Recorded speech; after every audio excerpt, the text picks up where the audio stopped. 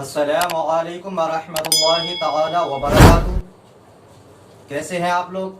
उम्मीद करता हूँ खैरियत से होंगे। आइए फिर मैं आज आपके सामने एक सवाल लेकर हाजिर हुआ हूँ। सवाल ये है कि क्या शादी से पहले लड़का लड़की एक दूसरे से मिल सकते हैं, देख सकते हैं?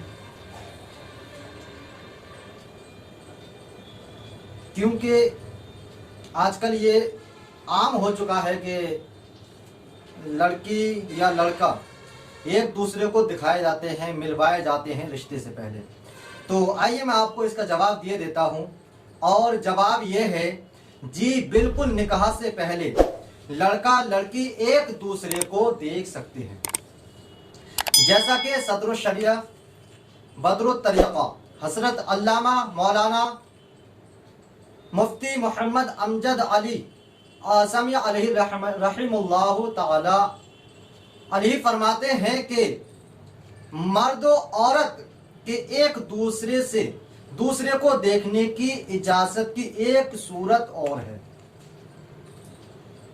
वो ये है कि उस औरत से निकाह करने का इरादा हो तो उस नियत से देखना जायज़ है।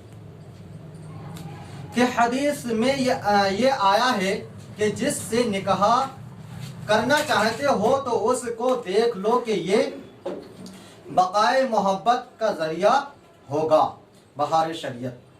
इसी तरह औरत उस मर्द को जिसने उसके यहाँ निकाह का पैगाम भेजा है देख सकती है, अगरचे अंदेशा सोहबत हो मगर देखने में दोनों की यही नियत हो कि हदीस पर अमल करना चाहते हैं। नोट, देखने की इजाज़त है लेकिन तन्हाई में, जहां कोई और साथ में ना हो। मज़ीद ये है कि आजकल लड़का लड़की साथ में घूमते फिरते ऐसा करने की इजाज़त हरगिज़ नहीं है। फ़कत एक दूसरे को देख सकते हैं। वल्लाहु व रसूलु आलमु। तो